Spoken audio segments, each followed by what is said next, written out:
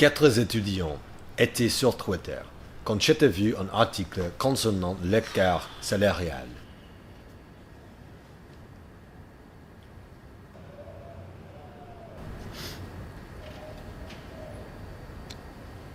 Mon Dieu, les femmes sont moins payées que les hommes qui travaillent au même emploi. Voici l'histoire d'une femme qui avait déjà fait le même travail plus longtemps que sa collègue quand tout à coup, l'homme a été promu. Le sexisme doit arrêter. Les hommes et les femmes sont égaux et méritent un salaire égal.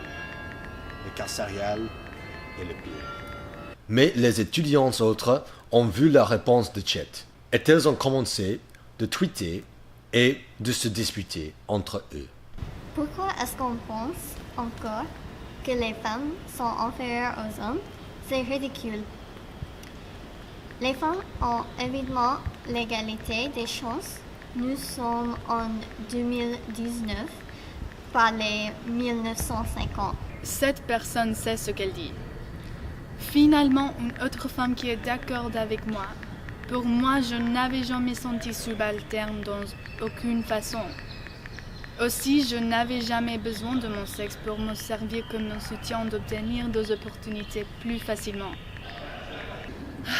Comment est-elle égoïste? Je ne suis pas d'accord.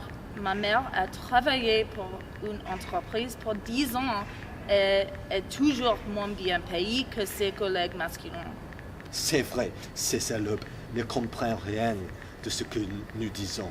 Dieu, si je les voyais, je leur crierais dessus.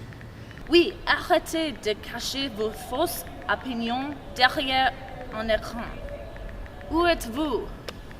Bien, je vais vous rencontrer. Nous verrons à quel point vous pensez être intelligent. Ah, je suis là maintenant. Allons-y d'écouter ce que ces grands féministes veulent dire.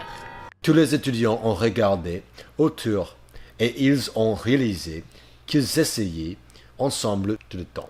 Ah, c'est cool de vous voir en face à face. Cette connexion en personne est un tel soulagement. Je sais que nous nous sommes attaqués,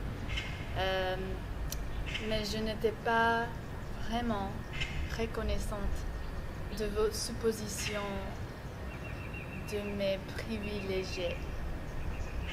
C'était impoli.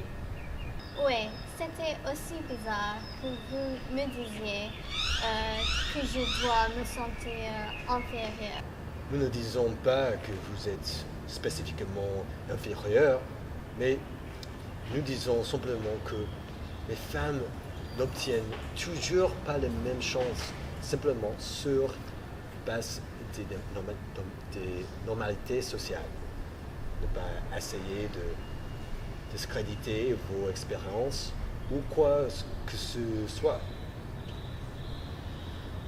Je ne pense tout simplement pas que nos expériences personnelles devraient parler pour toutes les femmes. Même si nous avons réussi sans préjugés, nous devons reconnaître les femmes qui ont subi des préjugés sur leur lieu de travail, comme l'inégalité des revenus ou le harcèlement.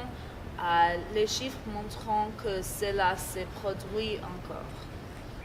Personnellement, je ne suis d'accord avec vous sur les chiffres parce que j'estime que les statistiques peuvent être utilisées pour appuyer les idées personnelles des gens, mais je respecte votre opinion quand même.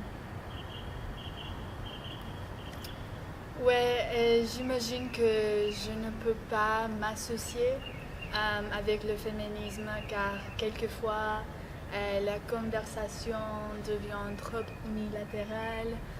Ah oui. Désolée d'avoir appelé tout le gros bébé. Je pense qu'il est facile de dire ce que tu veux sans penser qu'en tweet plutôt qu'en parlant. Oui, c'est plus civil en personne.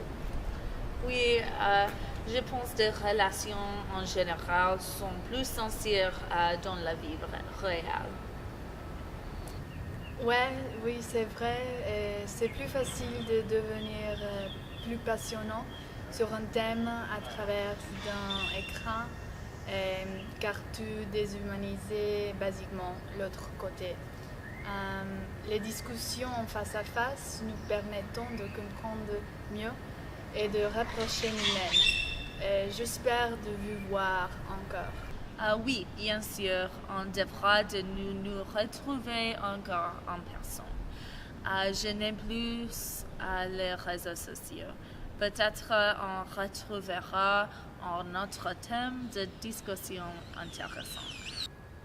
Les étudiants ont compris que d'avoir une discussion en personne est plus productif et civil que sur les réseaux sociaux, et que le féminisme était un thème plus personnel et plus nuancé que comment il est appuyé dans les médias.